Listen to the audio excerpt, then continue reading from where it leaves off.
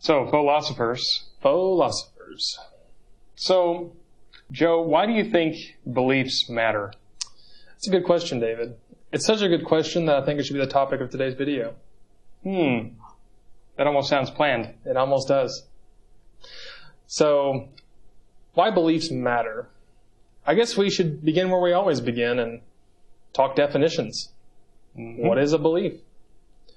Well, formally, I've got 3 definitions that are formal definitions of belief.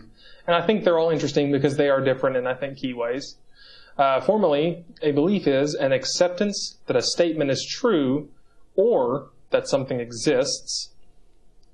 The second definition is something one accepts as true or real, a firmly held opinion or conviction. And lastly, trust, faith, or confidence in someone or something.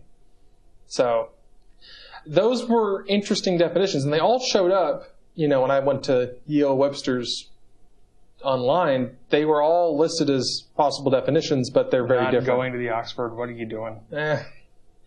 You'd think I would be the one going to the Oxford more I know, than anything else. Considering you drink tea. Yeah. I don't know. To be totally honest with you, I just Googled definition of belief. That was the first thing popped up. So, the definition I pulled up on the Oxford earlier was something that someone holds to be true, especially without evidence, which I found interesting. That's really interesting. That's talking more about that good old faith thing that people use to arrive at a belief. Right. But that's not what today's topic's about. I guess maybe the reason that definition is stated that way is because when you have evidence for something, you normally don't say, well, I believe this. Mm-hmm. Normally, believe implies opinion. Yeah. And if you have evidence for it, it's not really an opinion anymore. So, I would like to propose a working definition for today. Okay. This is a very short definition, so feel free to qualify it as you so choose, or reject it entirely. The colloquial definition I've selected for today is an idea, concept, or thought that is held as true. By a person. Well, sure. Yeah. Can anything else hold a belief? I guess the way that's worded is kind of funny. Like, an idea that is held as true. That almost, to me, it seems like society holds as true, but that doesn't really make sense. It's more like a meme. That's fair. I see what you're saying now. And the reason I went with that definition more so is that I began thinking about, it seems like beliefs are anything has the potential, any idea has the potential to be a belief, and it's only once that qualifier of accepting it as a truth or as a reality that it becomes a belief and is not just any old idea. It also implies that there's a process by which an idea becomes a belief. So that's kind of why I went with the definition, because it really did start kicking me down the road of thinking about this topic more. So I guess to modify the colloquial definition we'll work with today is beliefs are concepts, ideas, thoughts that an individual holds as true or as a reality. Right. Okay, a reality. Well, sure. Good enough, I guess. Sure. For now. We'll get into truth. We'll get into very shortly. True. Okay. So, first, I guess in summation on the definition and what the definition implies, just to round this out, since we're going to talk about truth about it anyway, because truth seems to be what we believe is true, which is kind of a weird way to phrase that now that we talked about that definition. Right, because if you believe it, you believe it's true. Exactly. But by using the acceptance of an idea as truth, as, our concept as the definition for belief, the real question, I guess, kind of also gets brought into why truth matters as well. Sure. And so if we want to talk about why truth matters, we should probably first establish what truth is.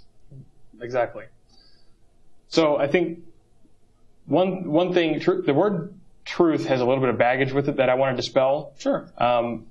So a lot of people who haven't really spent a whole lot of time thinking about the truth might think of the truth as some sort of ethereal, transcendent property of the universe or something like that. Mm-hmm. You know, a little bit of woo-woo, you know, the truth is out there. We just have to find it. Like, no, it's nowhere to be found. You can't find the truth. It's not in a place. No telescope big enough will help you find the truth. Right.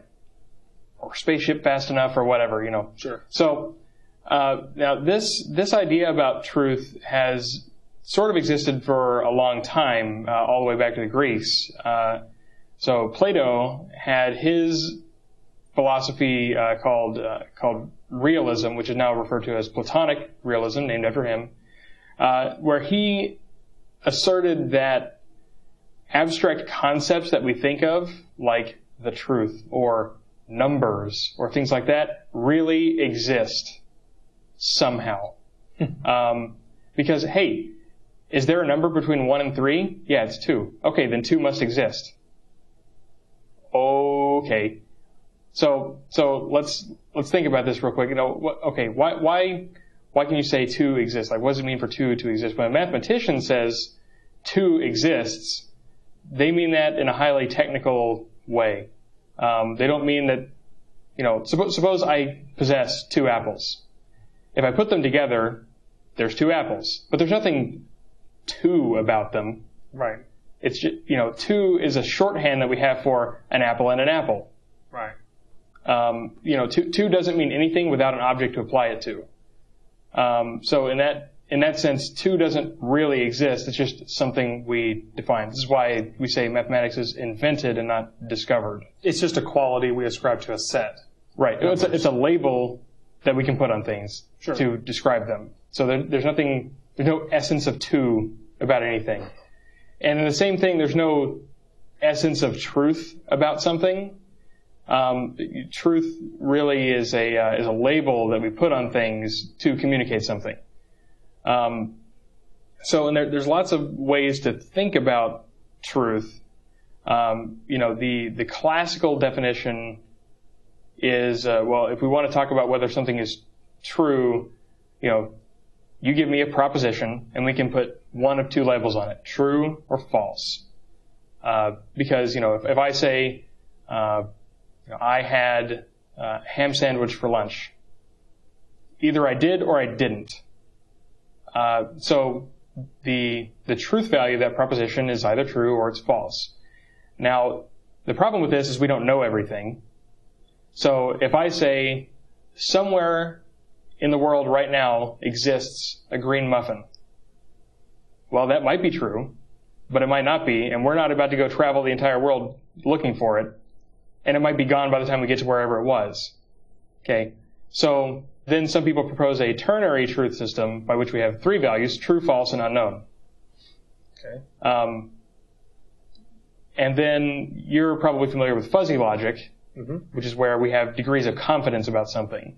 And so we might then arbitrarily decide if we have, you know, more than 70% confidence, we'll just call it true. But, you know, really we're dealing with confidence levels based on lots of different things we can compute with.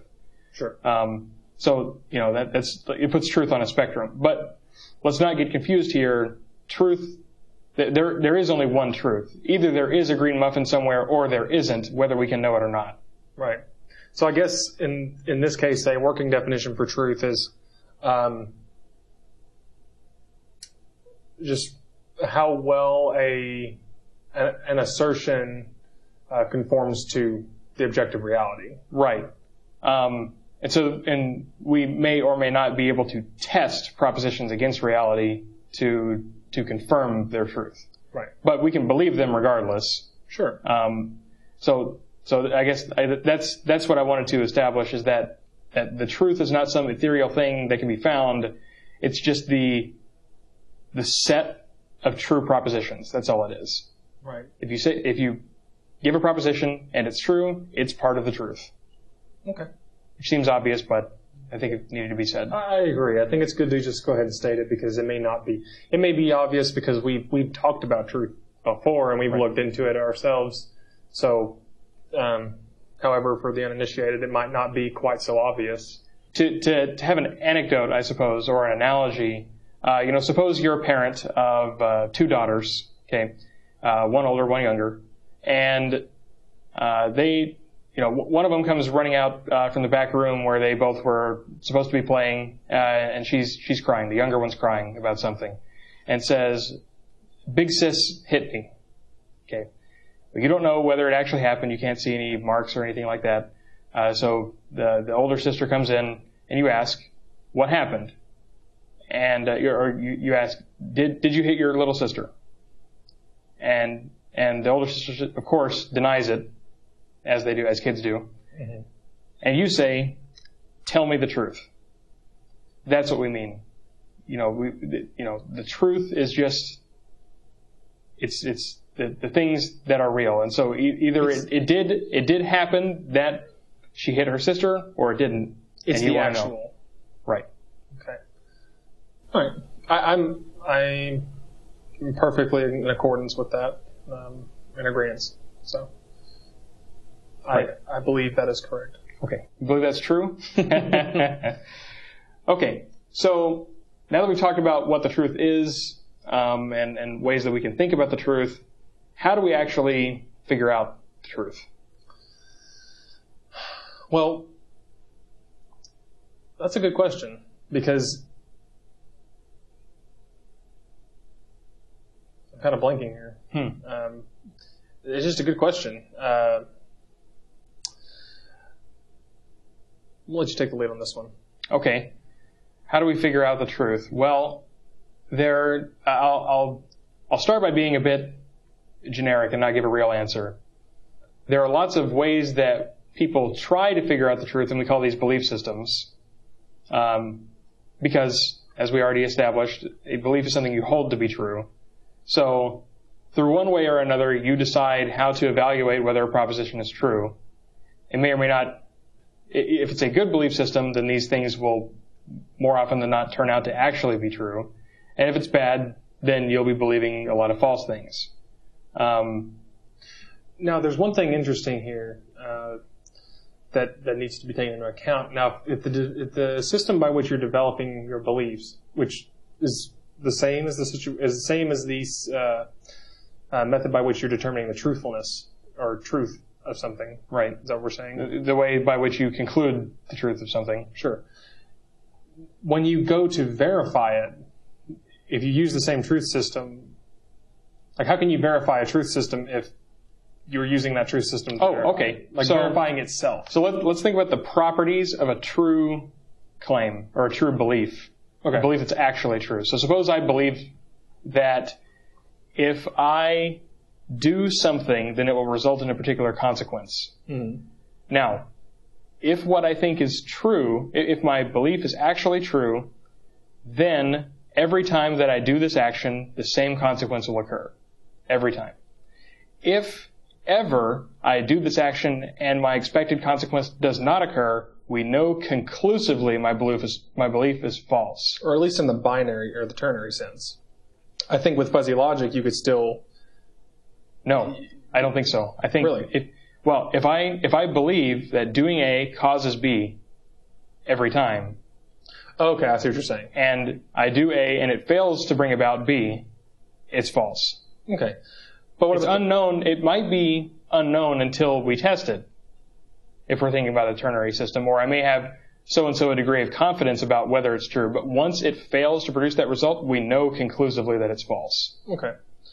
So something that is true never turns up false. Okay. But because we can't know the truth, you notice that nowhere in the properties of a true proposition did I say, here's how we figure out whether it's definitively true. We can't. Right. So I guess that leads us into another quality. That's a good point. That's what you're saying now. I was trying to see how the system by which you determine the truthfulness of a belief, how can you validate that system without using would you use a different system to validate your method? Or do you use the result set of, you try the method out? Well, that depends on the belief system. Some belief systems may not have any real mechanisms of testing claims. This clearly sounds dangerous, and I submit it is, but belief systems do exist in which you can accept unfalsifiable claims. Okay. Well, now that we're starting to talk about falsifiable claims, I guess what we're really talking about by developing these truthfulness determination systems, I guess, or the systems by which we determine beliefs, you can't help but bring to mind, the scientific method, for instance. Sure. Which I think, in its core, is what it strives to do. Is it seeks the truth as well, and it provides a step-by-step process that, if followed, can bring out the truth, or at least test the viability of the truth about, Well, right. It's a vigorous system by which claims can be tested, and by applying it repeatedly, we can find the cases in which our beliefs turn up false. And by having our beliefs turn up false, we actually end up learning more. Sure. Well, you can move closer to an objective truth by moving away from something that is certainly not an objective truth. Is moving away from the opposite of such. Right.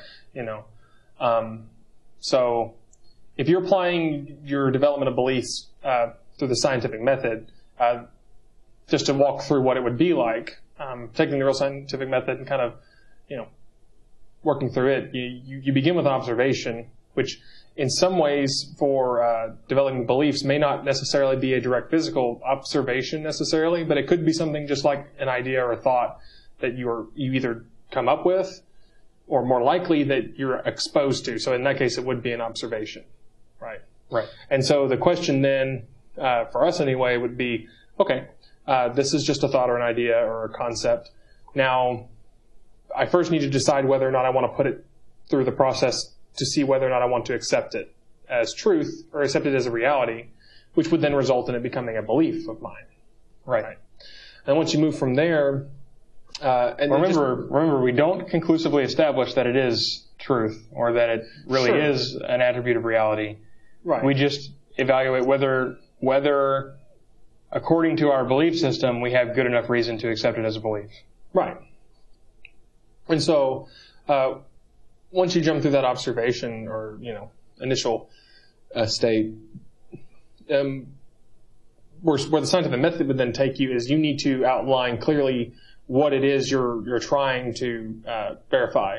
And in this case, you would take your assertion, you would make an assertion or a claim, conjecture, or a hypothesis. All of those words I feel like are pretty close to what we would try to do here about what you've observed. And so, and I think this is the first point at which you begin seeing large divides in belief systems, or the systems by which you develop your beliefs. Because you can't just make any assertion or any claim or conjecture or hypothesis, but you can make them. But you can kill in the scientific method, you can kill the process there by making like you'd already mentioned, an unfalsifiable claim or an unfalsifiable assertion, right? Like if you are trying to develop a belief, and at this point you make a claim that is not falsifiable, what is the point in continuing on to... It's dead in the water scientifically. Dead in the water scientifically, But for other belief systems, that might be perfectly sufficient. Well, and indeed, in some belief systems, the entire core premise of the belief system is an unfalsifiable claim. Exactly. So what? It's not just falsifiability you have to worry about, though, with claims. There's also the concept of paradoxical claims as well, right? Where a claim by its own nature, just cannot be true, right? Logically speaking. Mm-hmm. And there are other more nuanced ways by which your claim can be flawed. However, for the scientific sake, your claim needs to be falsifiable and non-paradoxical for sure. And by that, by what I mean by falsifiable is there has to be a scenario in which can be conceived that your claim is false, or there has to be a set measure to prove that it's false, right? The problem is not everyone would agree with that.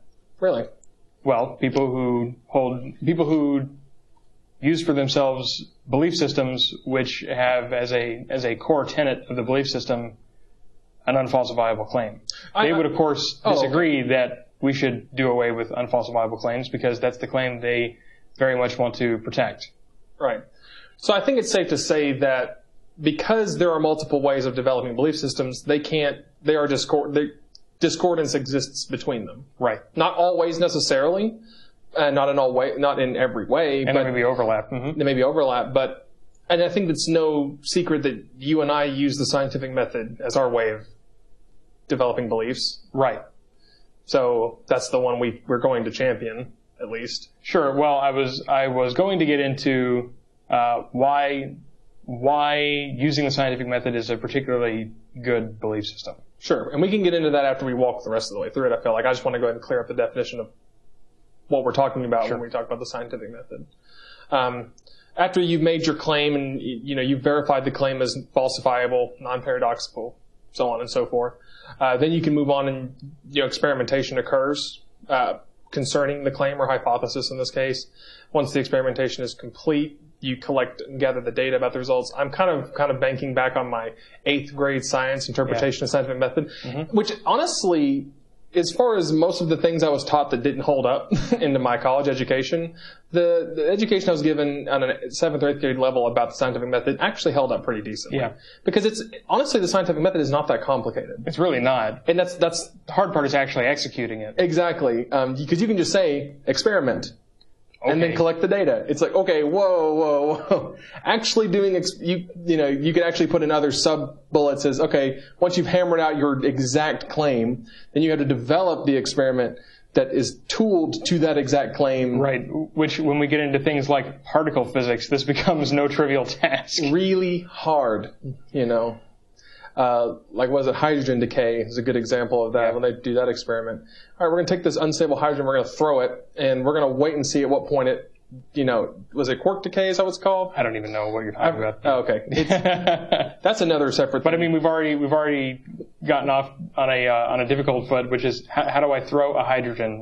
How does one throw hydrogen? A single hydrogen nucleus. Not even the rest of all of it, just the nucleus. It's a proton, basically. Okay, a proton. Or no, it's not hydrogen. A hydrogen nucleus is a proton. Right, But that reminded me, I was actually wrong about that experiment. It's actually neutron decay. You have to isolate a singular neutron and just chuck it and watch it maybe do something to something else, and then you'll see. Actually, you have to throw it in a vacuum and wait, because it will actually decay into its quark set. Oh, I see. Okay. And they all do it, but the time at which they actually do it is unpredictable. Right. And that's an interesting thing, or we have not found the pattern yet. So that's, anyway, hard is hard. It's very hard. But once you've done that, you collect all that data and you accumulate it up, and then you draw your conclusion from that data based on your hypothesis, which I think then ties back into your varying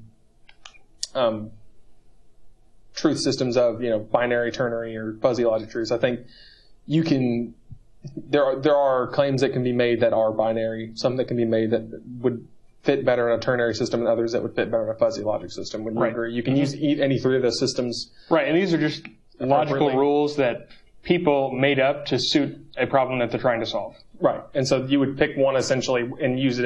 It would be a part of your hypothesis, and then your result would actually come in and match, And then at that point, this is where it kind of jets back into how we deal with accepting beliefs or not. And it's at this point where you, I think, could initially take something on as a belief. And does this result set support the hypothesis, yes or no? Or pretty much yes or pretty much no if it's like a fuzzy logic system, And if so, you accept it as a belief, and if not, you accept it, you reject it as a belief.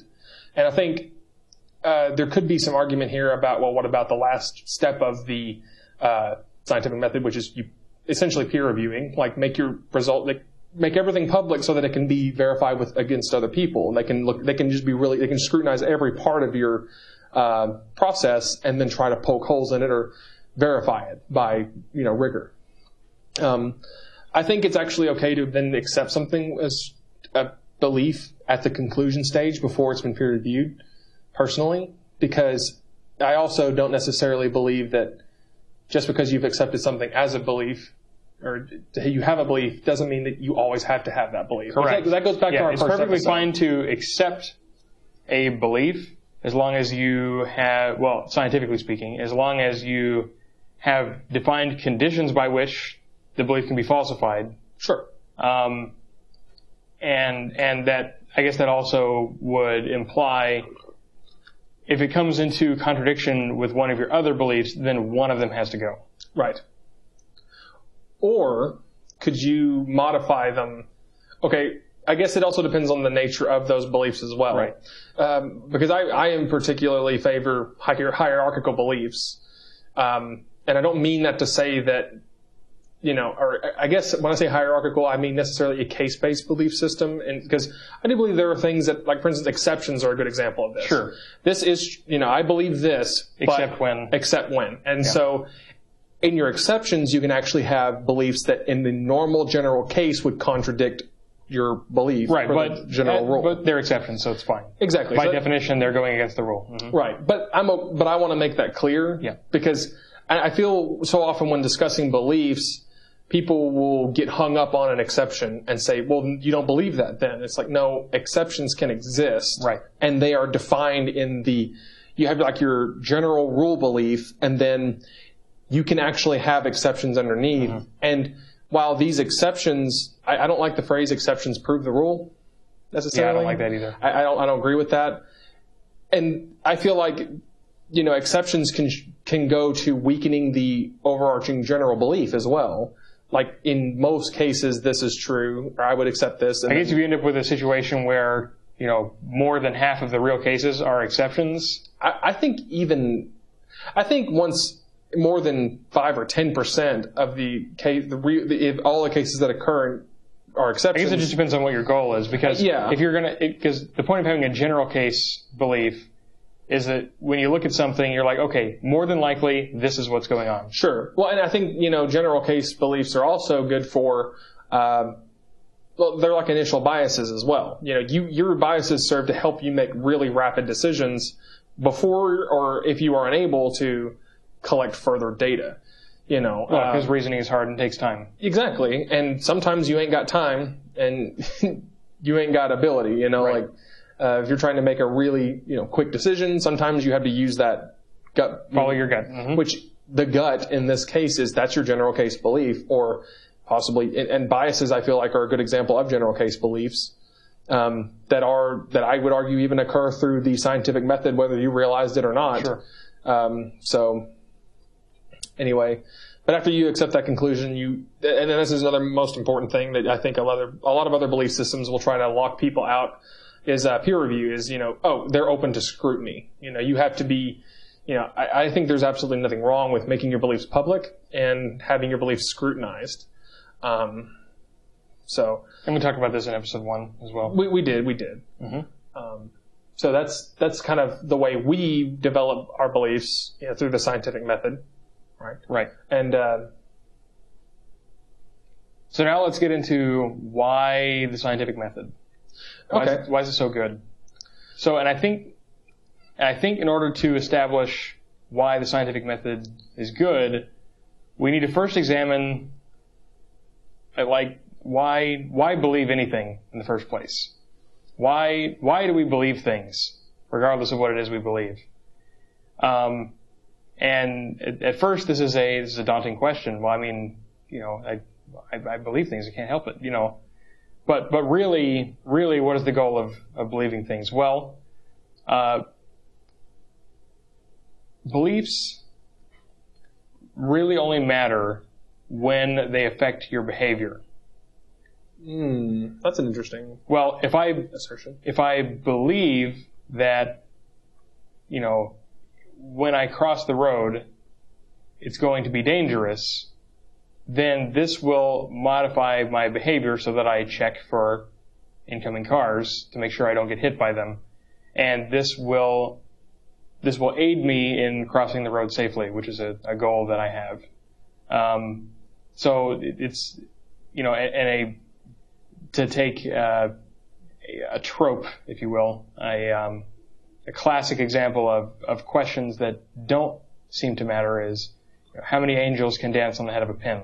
Who cares? Who cares? Who cares how many angels can dance on the head of a pin? Because even if I could prove to you the answer is 7, how does this change your life at all?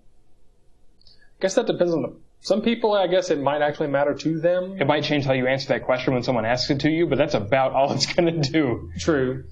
That's a good point. Now, I would say that beliefs matter not just in the cases, because I think some people might take that to mean it only matters when it helps make you decisions, but I would argue that it matters also when it leads to making bad decisions as well. Like that's not implied, but it's definitely true. Honestly, in some cases, more applicable than just making good decisions. It's avoiding bad decisions, right? In the general sense, I guess. So I guess, yeah. So what I'm trying to establish, though, is that we believe things in order to change our behavior or to determine what our behavior ought to be. Because a belief that doesn't have any tie to your behavior doesn't matter, and you don't actually care about it. Well, not only that, but I think to go even further is, do you think it's plausible that there are those who develop their belief systems based on their behavior? Maybe. And in that case, that's tied to their behavior, but it's not. I guess confirmation bias can do that. If there's some task that you do that seems to have a little bit of unpredictability to it, and you, in your subjective experience, have learned, well, if I tie my left shoe first in the morning, this seems to work out better. This may not actually be true, but you'll pay attention every time you tie your shoe with the left. Right. Or maybe you'll tie the left shoe first every morning, and then every time that it works out in your favor, that's just proof that it works. It's like getting up on the wrong side, getting up on the right side of the bed, Right. Does getting up on the wrong side of the bed actually affect your day? Probably not. But if you want it to, and you're paying extra special attention for where it does, then we've added some extra variables here. Exactly. But then again, that you're reinforcing that belief, and you may have developed a belief because of something you subconsciously noticed that may not be actual, But that's still no good, It's not just that your beliefs tie, into your actions. It's that, we're not talking necessarily about actions that determine your beliefs either. That in and of itself is its own belief system that I think is discordant and bad. Well, but that I guess that is what I was trying to say, though, is that an example of actions determining your belief is you happen to pay attention to when you tie the left shoe first. Right. And you think that you've found a pattern, and so this changes your behavior where you always tie the left shoe first in hopes that it will make things work out in your favor. True. Because you believe that to be the case, even though you really have no good reason to. Okay. So, anyway, back to who cares? Right. Okay. So we've established why we should believe anything. So now, if what you're trying to do is determine which behaviors you should exhibit in order to, based on your beliefs. So now how do we figure out which beliefs give us the right behaviors to exhibit? So this is where science comes in. Because with science, if we think that we know something about, this behavior will result in this consequence, then we have a method by which we test this hypothesis. And through sometimes, painful experimentation, we slowly figure out things that are not conclusively true, but have been true enough times that they're reliable. We consider them reliable. Mm. That does beg the question, this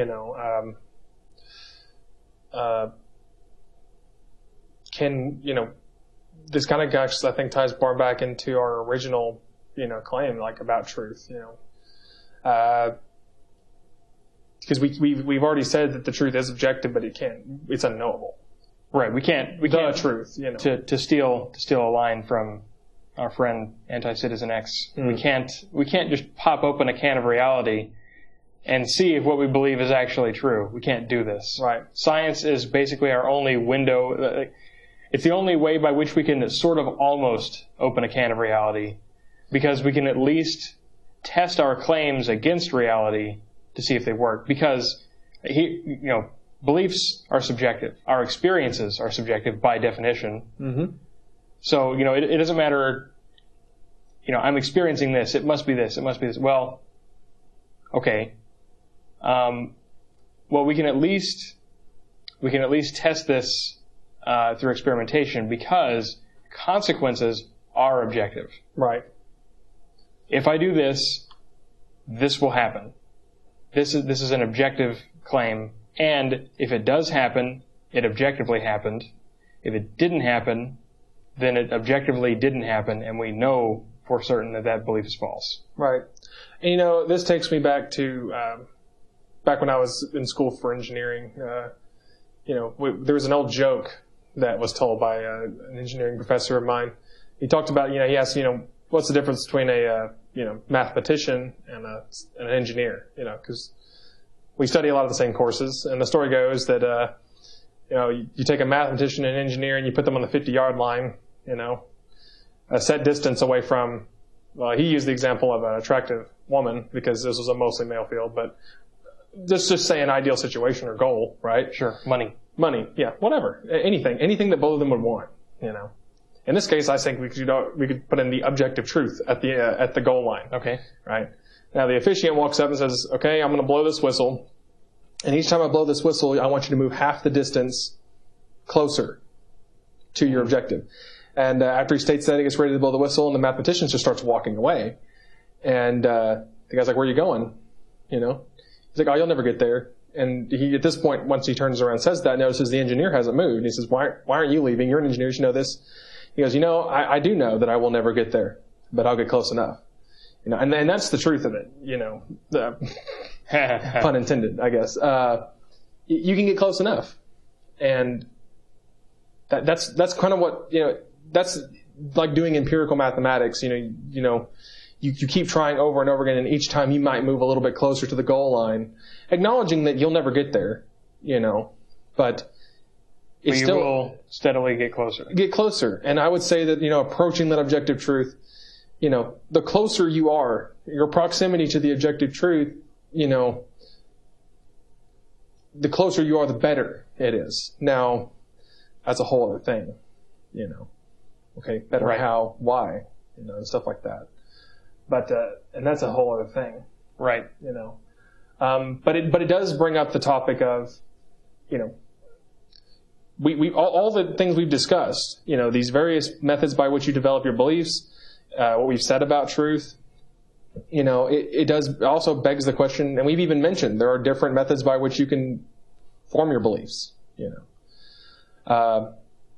if they all have the stated goal, and I think it's another important thing too. I know I'm pushing topics down, but if your stated goal is, moving that closer to the goal line, getting closer to the objective truth, if that is your goal, and that is why you're trying to adopt a specific belief system, in that case, you should be able to look at the belief systems that try to do that and see which ones are more effective.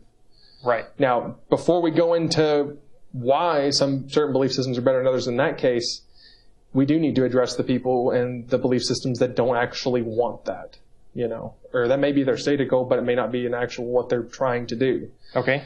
And this ties again back to our first episode, because a lot of things in this topic are really near and dear to what we are trying to do. That's why we're the Fauxlosophers. That's why we care about, this explaining why beliefs matter it could easily just be entitled, why are we here? Why are we doing this? Because if beliefs didn't matter, why talk about them? Exactly. But we talked about discourse in that first episode, because that's what you and I are trying to achieve. But we also lay this out as a format that we would hope to achieve with other people. But again, if the person with which you're engaging that discourse, if their belief system that they're trying to discuss with you or topic they're discussing with you, if they're not trying to move closer to the truth,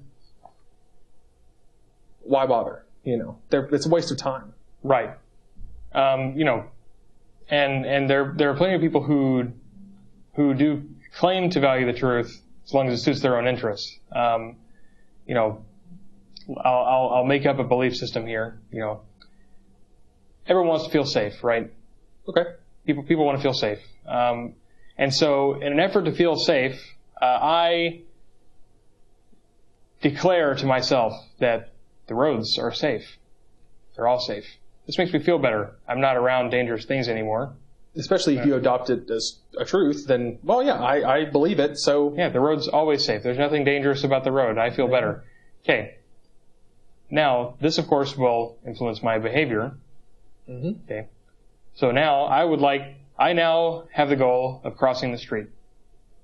You would look both ways and make sure nothing's going to hit you.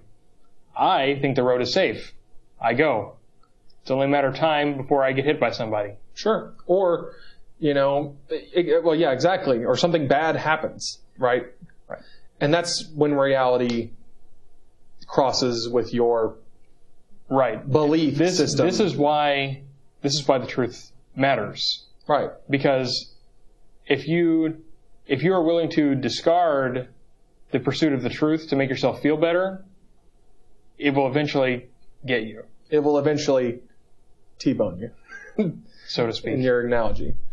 Right. And it's not just to make yourself feel better. I feel like that's a very common reason certain belief systems are adopted, because your feelings like to be... I myself even tend to write feelings off from time to time, But feelings have a place, and it's an integral part of humanity. To quote, I know this is going to be a stupid quote, but I like it. I feel good about it. It's a Gene Roddenberry quote, just to throw that out there. But he explained humanity when he was talking about Star Trek is humanities are half God and half ape. That's what he said. And we have our head in the stars and our feet in the mud, but both parts are what make us human. And what he's really talking about is your emotions, your instincts, the things that are less rational about being a human being, which all exist for a reason. Yeah. I will claim that. Mm-hmm. We can go into that later. But that's what makes us, that's an integral part to the human experience, but also in balance with your rationality. And I don't think that... Sure, yeah. If you totally divorce yourself from, emotions, you're literally a sociopath. I mean... Right. And the quality of life, you can make the same claim about the truth. Why do we care so much about it? It has to be important if we care about it. Okay. Well, life has to be important. Otherwise, you wouldn't try to avoid death all the time. Right. And that's a whole different other assertion to talk about. Mm. But I think we can easily draw the line between why finding a good system by which to develop beliefs, it's right up there with why you avoid death and try to make your life better. Mm-hmm. Why humans avoid, and not just humans, almost all living beings avoid pain, or if they can experience pain or negative stimuli like that, we just happen to be approaching it from a much more rational angle of, maybe I don't have to experience something. I can hold a belief about something I've never dealt with that will help me if I were ever to run into that, And that's what I'm also drawing from your experience of crossing the road is, I've never been hit by a car crossing the road, and maybe I've never seen somebody get hit by a car crossing the road. But as long as, I have the belief that it's not safe, I'll never have to worry about it. Right. And that's just getting us to the point where, your rationality is accounting for your instincts, and rationalizing those behaviors of avoiding pain and everything. And that's where I'm going to leave it, because I've walked way down a rabbit hole, but It's an important rabbit hole, I think, because it is important, But I think there's more to be said, back to our original topic, about, determining why certain belief systems are better than others. Mm-hmm. Well, the systems by which you develop beliefs, certain of those are better than others, but, as a result of that, certain beliefs are better than others. Right. The obvious one that you stated was believing roads are safe. That's in this just instance, If you believe that roads are 100% safe, or you believe that roads are dangerous, both of those are exact opposite. These are competing ideas. They're exactly competing ideas, and you cannot hold both those ideas. Right. Well, not without having a contradiction. Contradiction or cognitive, Dissonance. Dissonance, that's it. Discourse. Cognitive discourse. Cognitive discourse. Yes. I do talk to myself from time to time. Yes. I'm sure there are other ways. But anyway, when we're talking about the competing ideas and beliefs and belief systems, I think it's also healthy to try to link in an objective way by which you can rank or evaluate these systems. Because surely not all belief systems are, entirely against the goal of attaining truth. Mm-hmm. We've already locked them out. But there are still, I believe, multiple belief systems that still are actually trying to achieve, or seek the truth or move closer to the truth. But some are more efficient than others. Effective. Or more effective. Yeah, there you go. Efficiency doesn't matter. It's what's most effective. Okay, fair enough. I guess efficiency matters a little bit. But if it takes more than a lifetime to figure out the result of a very important claim, it's not a very useful belief system. Right. Lifetimes. It's a whole other topic. Sure. Okay, so now that we have an objective marker of binary, if you're trying to achieve the truth, yes or no, the ones that are actually moving towards trying to find the objective truth or trying to get close enough, now we need to begin differentiating between them. What are the characteristics of those systems? Do we look for to try to pick or adopt the most effective one? I guess would be my question. What characteristic are we looking for in those? Because it's easy to discount the ones that aren't even going in the right direction. But for those that are going in the right direction, which one do you pick? Or which one do you drop in favor of the other? Or, because they're all moving in a direction, but you want to find the most effective one. And I would tend to make the claim that, I think we have to bring back truth when we begin looking at that, these various belief systems. To give an example, binary truths versus fuzzy logic truth statements, right? They are different. Is one better than the other? Or is one, if something that's been accepted as a truth by a fuzzy logic system, or something that's been accepted as truth by a binary system, which one of those things is closer to the objective truth? Could we infer that? Or which one is more effective, I guess. More effective? I guess it depends on the question. But really, I mean, technically a binary truth system is really just a subset of a fuzzy logic system. Truth is 1, false is 0. Right. But if we know something is false, we have zero confidence in it. Mm-hmm. This falls in fuzzy logic. Okay. Now the ternary system, where it's unknown, where does unknown fall? 50. 50? Or half, 0.5. So it is equally likely that it is true and untrue. Right. So in this case, could we substitute? Well, okay. See, so that is interesting. When you said that out loud, it's equally likely that it's true or untrue. That's not necessarily the case. Because I can make a claim that is pretty outlandish, but we don't actually know the answer to it, and I don't think we'd agree that it's equally likely to be true or untrue. Like if I claim unicorns exist. Right. But then again, that's not totally unknown to us necessarily in a fuzzy logic system. Like, fair. But the moment you make the claim, because we've explored most of the earth, so. Sure. But the moment you make a claim and you're using a fuzzy logic system, I think it's unreasonable to expect that anyone will not immediately begin applying biases in a system that's derived on confidence. Mm-hmm. That's what a fuzzy logic system is. Right. It's confidence levels. Confidence levels, and it's not ranking how true something is. It's how much you believe that it's true, which I guess is kind of the same thing with the definition of belief, right? Or how much you're willing to accept something as true. But yeah, so I think well, if you believe something with a less than 100% confidence level, you still believe it. You still think it's true. You're just not really certain that it's true. Right. And I think you could also, I think one thing that doesn't get enough, either not enough or way too much attention is, if I think you could essentially take any claim and break it into enough subsets that you could make each of the subsets a binary assignment. Right? So, let's take the example of, do unicorns exist? Mm-hmm. Right? Okay. That's not simple. That has multiple characteristics. First of all, what's a unicorn? What do we mean by exist? Sure. All these things. And so when you get into what is a unicorn, it's like, well, there's no DNA for a unicorn that we can say, oh, anything that has this DNA is a unicorn, right? Well, okay, but I can give a pretty workable definition of a unicorn. Go. Identical to a horse, except that it has a horn on its head. Okay, so it is a horse, just with a horn on its head? It has the anatomy of a horse, except also with a horn on its head.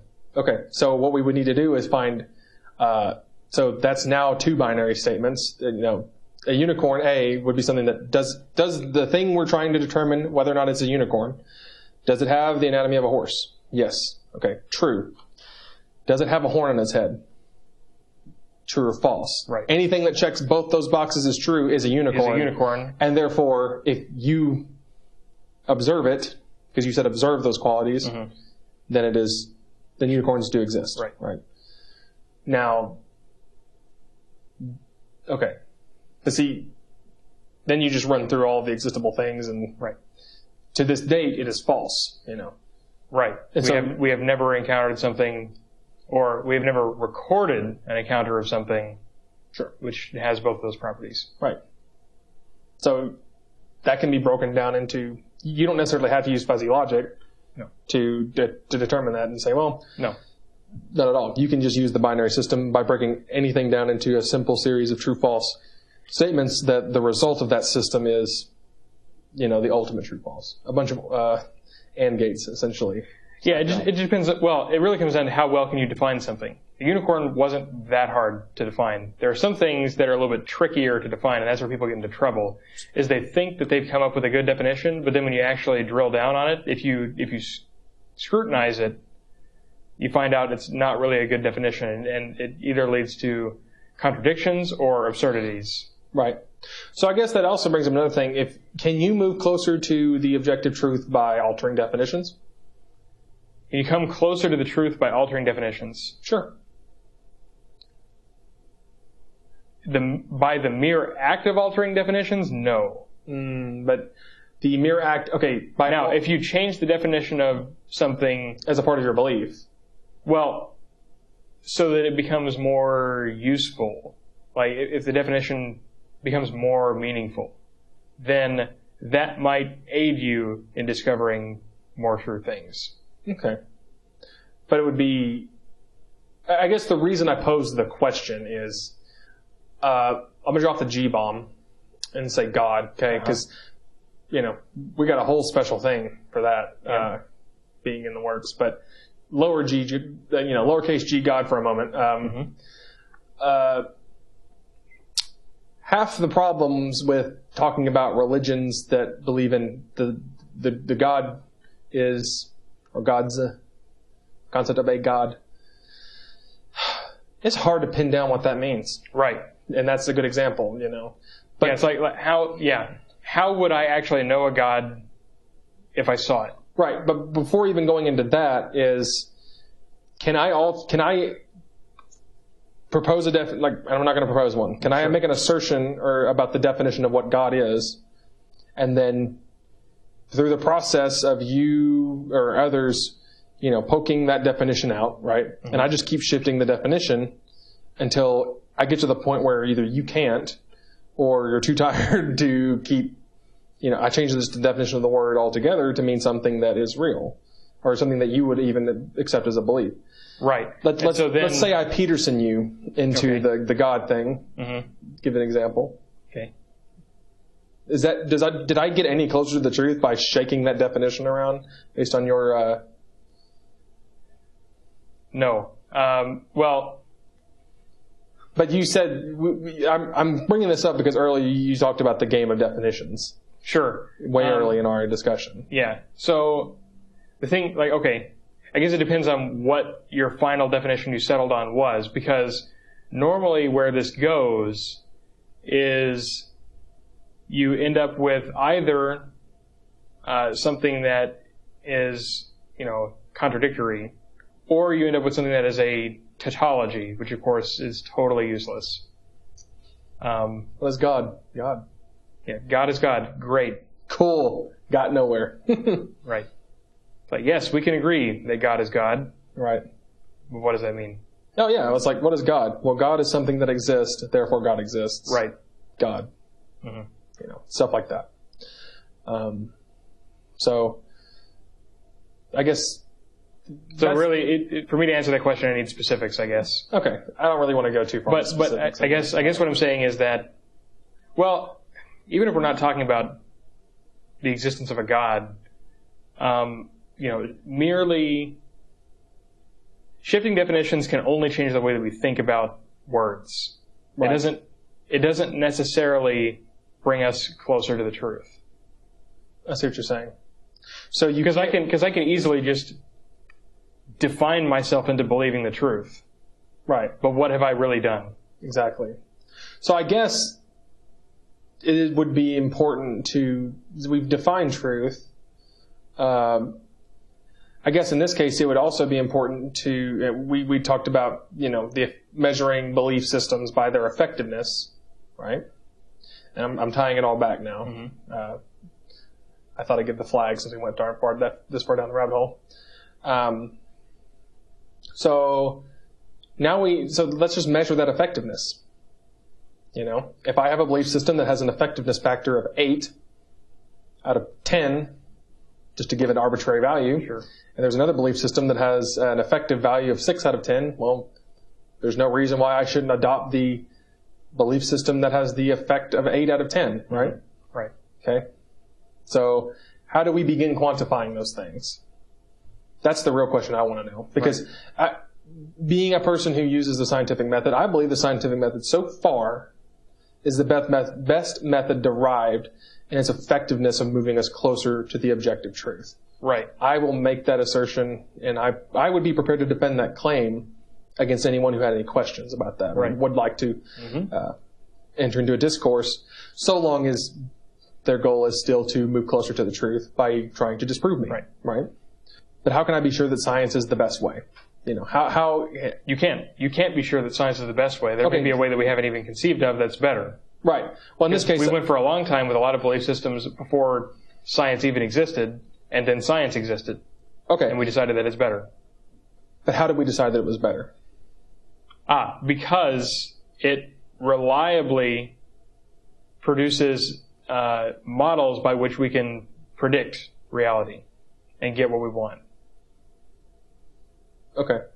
For instance, the computer we're using to record right now would not exist without science. Well, sure. And so, a seemingly endless stream of goals after goals after goals after goals has led us here to where we are. That we're testing predictions to figure out things, and then we're like, okay, well, if this is really true, then we should be able to do this. Oh, that worked. Oh, well, then we should be able to do this. Oh, that worked. This happens over and over and over until now we have, modern technology. Science, we can be very confident that science is the best thing that we currently have for figuring out the truth, because it is the only system that can produce predictions quite this accurately. Okay. And Find me another belief system that can make something like this computer. Well, yeah, that's what we would want to happen, right? As people who are trying to attain the truth. Yes, if someone believed that, sure. If you can find another one that can do it just as well as science or better, then I'd like to know about it. Now, sure. I think we, by our own system of beliefs, would have to acknowledge that a system could exist that's better than the scientific method. Sure. Right. Well, yeah. I don't. You don't have confidence that it does. I am open to the possibility. Right. That's what I mean. And I have a way by which I could measure it to evaluate whether it is actually superior. And the way by which you would measure it is its ability to predict outcomes. Right.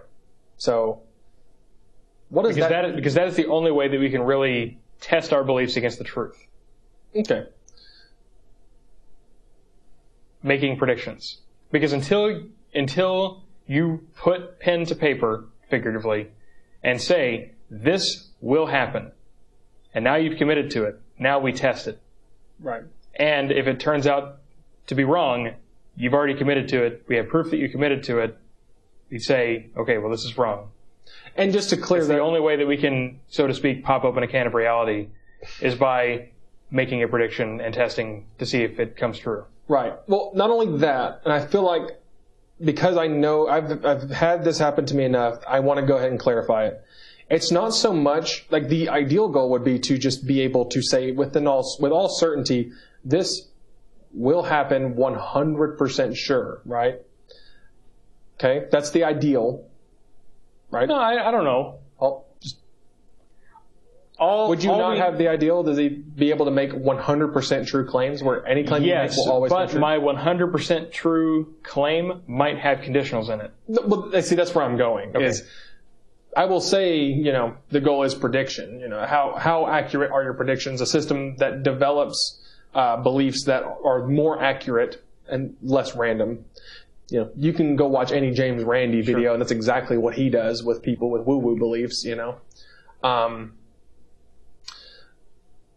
I feel I need to say it because most of the time when you do look at scientific hypotheses, they are heavily qualified. Mm-hmm. Sure. And even so much so to where you will say something like, well, I cannot tell you what exactly will happen, but I can tell you that if you did this thing 10,000 times, it would distribute along this curve with, the distribution of data would be about this curve. Right. And that's close. Right. And so that I want to make that clarification because some people, when I make that claim, will, ask me, well, let's try something, which way will this ball bounce if I bounce it this way? And I'm like, oh, it will probably go about that way using just rudimentary trig in my head and physics. And if it even goes slightly off, they're like, you were wrong. Therefore, but I said roughly this way. Right. And so keep in mind that because the universe and reality has these finicky variables everywhere, it's hard to be exact, but any system that... Well, then you can just compare it. Before doing the dropped ball experiment, you say, okay, using my knowledge about physics, I predict it will go, say, within these two angles. Okay. Now, have your challenger give his prediction, not using physics. Okay, interesting. All right, let me propose another system then, in this case. I propose, and this is, I guess, I'm trying to show how science is trying to constantly move closer to that truth. Mm-hmm. I propose a 30-degree angle range, right? Mm-hmm. And I am right 90% of the time, right? Another physicist makes a claim with a 20% cone, 20% angle cone. Mm-hmm. He is also 90% correct. Which of us is more true? Which of us has made a claim that is more useful and closer to the truth? Interesting question. If you both have the same error rate, but he has a lot tighter restrictions on his, I would argue that his data is more useful. Yeah, his data is more useful because when it is right, it is more precise. Exactly.